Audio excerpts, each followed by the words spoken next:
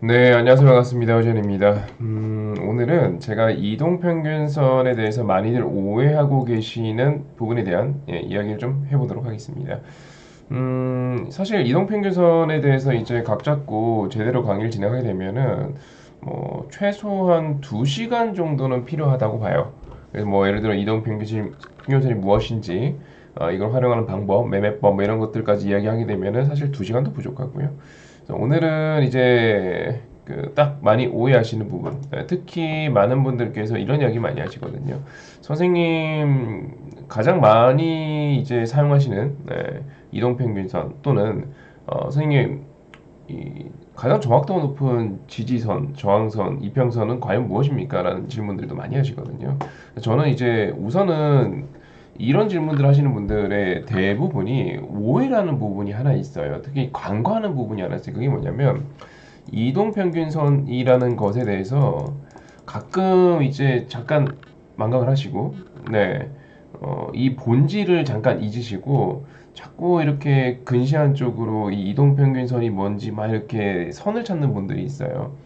예를 들어서 나는 막 6일선도 넣어보고, 7일선도 넣어보고, 4일선도 넣어보고, 21일선도 넣어보고, 22일선도 넣어보고, 사실 저도 예전에 그랬거든요. 네, 저도 예전에 그랬고, 그 나만의 이동 평균선을 찾기 위해서 뭐 종가 단순 평균도 내보고 삼각 평균도 내보고 지수 평균도 내보고 가중 평균도 내보고 막 이렇게 이평선에 대해서 정말 많은 대입을 해봤거든요.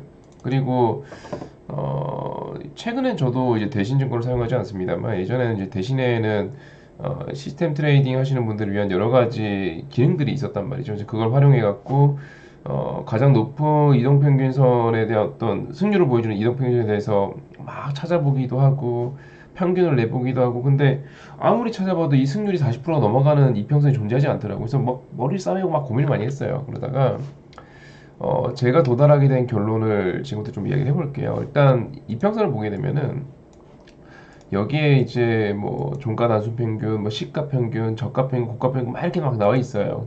근데 키우면은 요 정도밖에 없고요. 다른 HTS를 보게 되면은 이 설정조차도 정말 많은 설정을 할 수가 있게끔 되어 있습니다. 네, 이 이평선들을 일단은 막 이렇게 대입하다 보면은 저도 이게 안 보여요. 아, 내가 지금 뭘 하고 있는 거지? 왜 내가 찾고자 하는 그 정말 정확도 높은 이평선은 존재하지 않는 거지? 왜 승률이 40% 넘어간 이평선 존재하지 않는 거지? 정말 이제 많은 고민을 하게 되는데 제가 도달하게 된 결론은 그 제가 간과했었던 핵심 포인트는 평균이라는 겁니다. 그게 무슨 말을 하고 싶은 거냐면 이동평균선이라는 것은 말 그대로 이동평균선입니다. 뭐 아까 보여드렸던 이제 여러 가지 가격들 중에서 일단 가장 일반적으로 많이 쓰는 종가 단순 이평선 갖고 이야기를 해볼게요. 우리가 어떤 종목이든 어떤 지수든 간에 끝났어요. 하루가 끝났습니다. 그럼 종가라는 게 나오죠.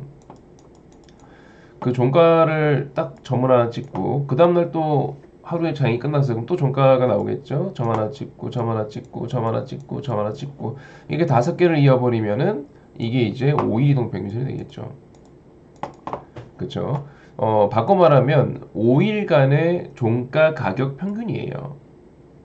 그렇죠. 이 평균이라는 걸 잊으시면 안 돼요. 뭐 그리고 이제 이걸 20일로 하면은 20일 이동 평균선인 거고요. 60일 한 분기 가지고 이제 평균을 내면은 한 분기 이동 평균선이 되겠죠. 근데 이제 말씀드렸다시피 이거는 평균입니다. 이거를 절대 간과하시면 안 돼요. 이거를 잊고 막 자꾸 나만의 이동 평균선 뭐 지지선 저항선 21선 저항 받을 거야 지지 받을 거야 121선 지지 받을 거야 저항 받을 거야 61선 깨졌네 그다음 121선 지지선이겠지 이런 식으로 접근하면은 틀린다는 거죠. 왜 그러냐면 평균이기 때문에 그렇습니다. 이걸 자꾸 잊으시면 안 돼요. 아까부터 제가 같은 이야기 하고 있는데 저 사람이 무슨 말 하고 있는 거지? 라고 하실 수 있어요. 이제 그 이야기 지금부터 해볼게요. 우리가 이제 한 학급이 있다 칠게요. 뭐 30명의 3학년 5반이 있다 칩시다. 30명이 있습니다. 요즘 학생들은 몇 명 있는지 모르겠어요. 저 때만 하더라도 3, 40명 정도? 예, 였으니까 요즘은 모르겠습니다. 어쨌든 3학년 5반 30명이 있습니다. 반 평균은 82점이라고 칠게요. 이 정도 공부 잘하는 편인가요? 네, 82점이 반평균입니다.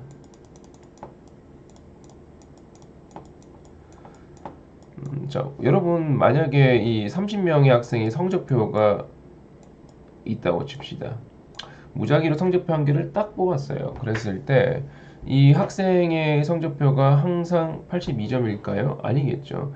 반평균 82점이 나온 이유는 100점 맞는 학생도 있겠지만 20점 맞는 성적이 안 좋은 학생도 있었을 거예요. 아니면 80점인 학생도 있을 거고 85점인 학생도 있을 거고 그 모든 것, 네, 30명의 성적표를 갖고 평균을 냈더니 82점이 나온 거잖아요. 그쵸? 여러분들이 무작위로 어떤 성적표를 뽑았을 때 항상 항시 82점이 나오지는 않는다는 거예요. 단 이럴 확률이 높겠죠. 80점 근처일 확률이 높겠죠. 그쵸?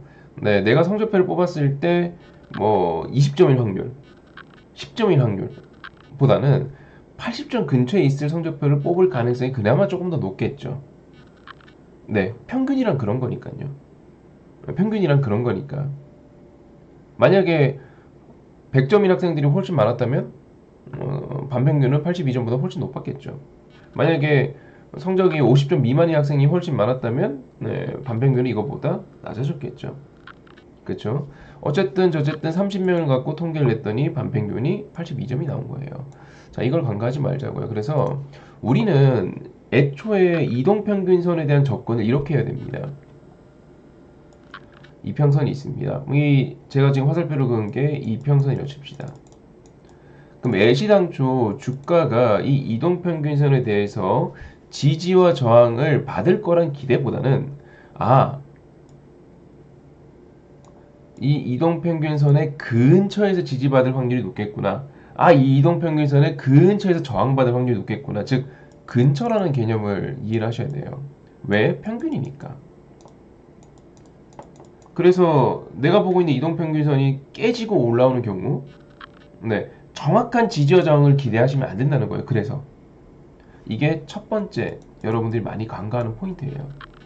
이동평균을 공부할 때 우리가 뭐 책이나 초창기에 막 이렇게 뭐 자격증이나 이런 거 공부하다 보면은 골든 크로스, 데드 크로스, 뭐 종가 이동평균 이런 게 개념들이 나온단 말이에요.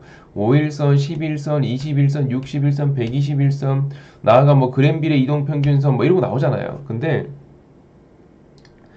거기에 요런 내용이 들어가 있질 않아요.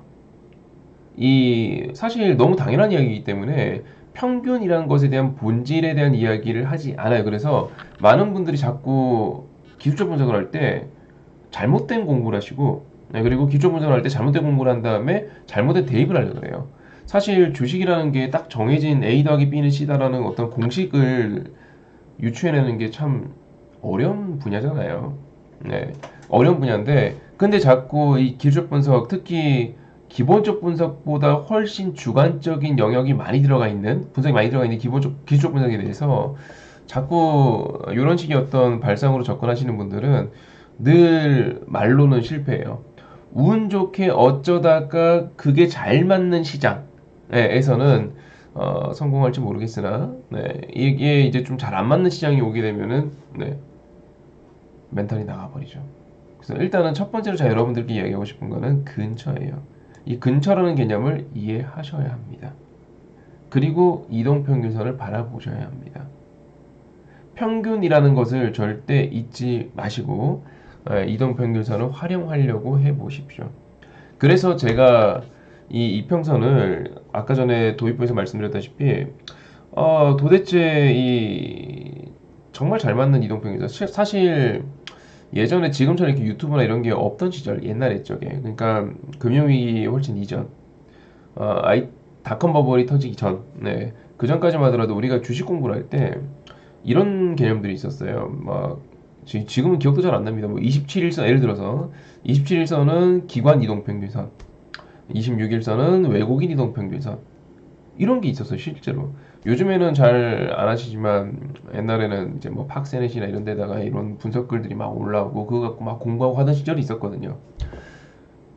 근데 사실 저도 이제 거기에 빠져갖고 나만의 이동평균선을 찾기도 했고 심지어 케이블 방송에 이제 나가서 나만의 이동평균선이 있는 것처럼 방송을 하게 됐었어요. 제가 그때 마켓 브리핑이나 이런 것들 진행을 할 때 제가 자주 사용하는 24일 이동평균선에 따르면 이런 식으로 방송도 했었습니다. 저도 그때는 이제 함정에 빠져 있었던 거죠. 네, 오류에 빠져 있었던 거고.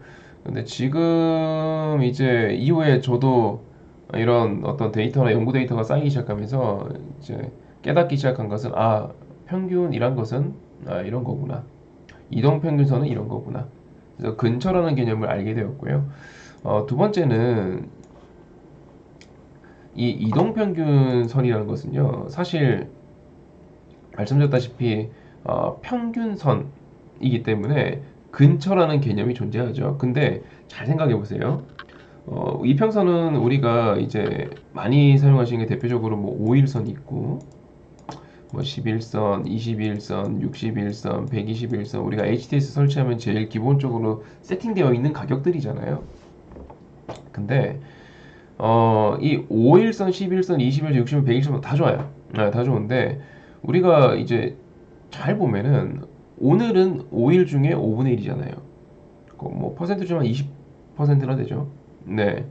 오늘이라는 게 차지하는 비중이 커요. 그렇죠? 그리고 이평선이 길면 길수록 오늘이라는 개념이 차지하는 비중이 낮아지게 됩니다. 제가 이 말을 왜 하냐면 이 시간이라는 개념도 이해를 해 주셔야 됩니다. 특히 차트 분석하시는 분들이 시간 개념을 이해 못하는 분들이 있는데, 우리가 HTS에서 차트를 딱 키면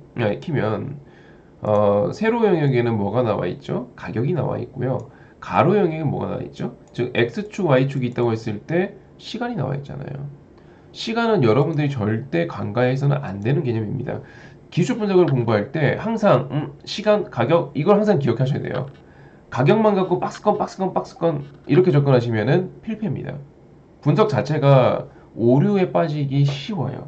제가 이 말을 왜 하냐면, 여러분들은 투자자고 곧 사람이지 않습니까? 우린 기계가 아니에요. 사람이에요. 수많은 사람들이 주식이란 거 하면서 시간이 흘러가게 되면은 사정이 생겨요. 예를 들어서 내가 이 주식에 물렸어요. 한 1년쯤 지났어. 근데 우리 아파트 잔금 치러야 되네?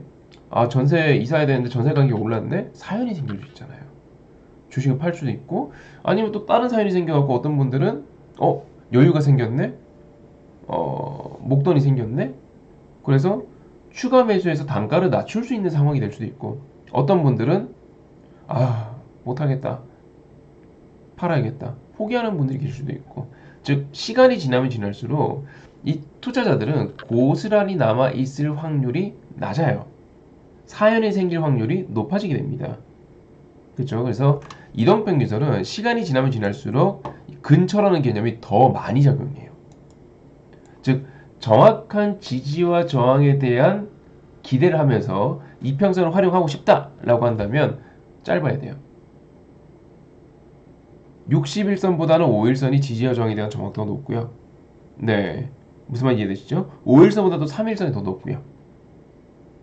그래서 이평선을 활용할 때 내가 지지와 저항에 대한 어떤 개념으로 기준선을 잡고 싶다라고 한다면 짧은 이평이어야 되고, 내가 큰 방향, 특히 그랜빌의 200일 이동평균선 같은 이론처럼 큰 방향, 파동 이런 개념들로 접목해서 활용하고 싶다라고 한다면 이평선은 점점점 길어져야 될 거예요. 실제로 제가 아까 전에 정확한 이평선을 찾기 위해서 노력한 적이 있다라고 했었잖아요. 그때 통계를 냈을 때 40% 이상의 승률을 보여주는 이평선이 존재하지 않아서, 그때 제가 이걸 이해하기 위해서 정말 오랜 시간을 할애했거든요. 근데 그렇게 통계를 내서 보니까 이상하리 많지, 모든 국면에서 짧은 이평선들이 승률이 높았어요. 왜 그랬지? 정말 왜 이런 현상이 나타난 걸까? 그래서 저 혼자 수많은 고민 끝에 내린 결론은 이거였습니다. 이해되시나요? 네, 참고해 주시고요. 이평선에 대한 어떤 많은 분들이 오류에 빠지는 내용에 대해서 지금 이야기를 해봤는데, 이 외에도 이평선 활용법, 이평선을 이용한 매매 기법, 이런 것들은 다음 영상에서 또 업로드를 해보도록 하겠습니다. 일단 이번 영상은 여기까지 하도록 하고요. 또 다음 영상에서 인사드리도록 하겠습니다. 수고하셨습니다.